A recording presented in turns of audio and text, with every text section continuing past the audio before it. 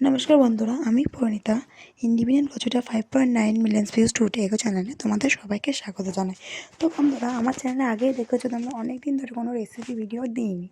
তো আজকে হঠাৎ মনে করলাম যে তোমাদের জন্য একটা দারুণ রেসিপি নিয়ে আসি। তো আজকে আমার মতো যারা খাদ্যরসিক মানুষ আছে, মানে খাবার, বিভিন্ন ধরনের খাবার খেতে ভালো লাগে, আজকে ভিডিও তাদের জন্য। ভিডিও থাম্বনেল আর টাইটেল থেকে বুঝেই গেছো যে আজকে আমি বাড়িতে কী বানাচ্ছি। তো চলো বেশি কথা না বলে বলা যাক। প্রথমেই আমি 1 K G Indian Gate basmati rice ভালো করে ধুয়ে তাতে হলুদ এবং আদা মাখিয়ে রেখেছিলাম, আদা বাটা পেস্ট করে মাখিয়ে রেখেছিলাম।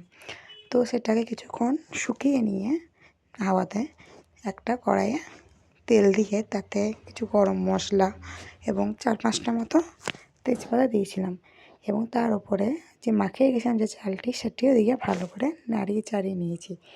অল্প পরিমাণে লবণও দিয়েছি।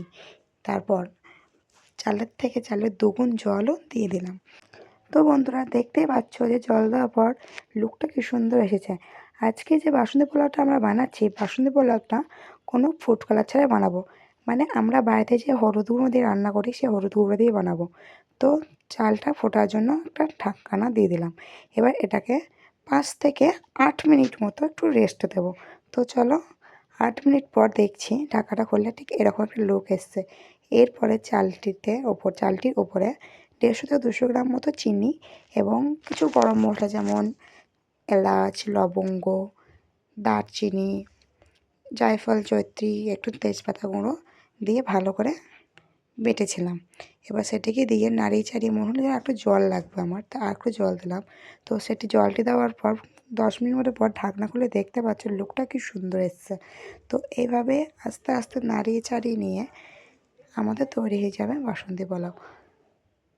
দেখতেই পাচ্ছ কি সুন্দর এসছে লুকটা। হ্যাঁ, অনেকেই বলবে দিদি এখনও ঝুরঝুরে হয়নি। তো এখন গরম আছে, গরমে এরকমই লাগবে। যখন ঠান্ডা হবে তখন ভাতগুলো ঝুরঝুরে হয়ে যাবে। তো তোমাদের বাসন্তী পোলাওয়ের সঙ্গে কম্বো খাবার কোনটা ভালো লাগে একটু জানিও। আমাদের বাসন্তী পোলাওয়ের সঙ্গে চিলি পনির খেতে সবথেকে বেশি ভালো লাগে। তো চলো, তৈরি হয়ে গেছে আমাদের বাসন্তী পোলাও। নেক্সট লুকটা দেখায় তোমাদের কেমন হয়েছে। এই দেখো বন্ধুরা, ফাইনাল লুকটা কত সুন্দর এসেছে, কি সুন্দর ঝরঝরে হয়েছে, দেখেছো? কার কার রেসিপিটা দেখে ভালো লাগলো অবশ্যই জানিও। নেক্সট কি রেসিপি যে দেখতে চাও সেটাও জানিও। টাটা।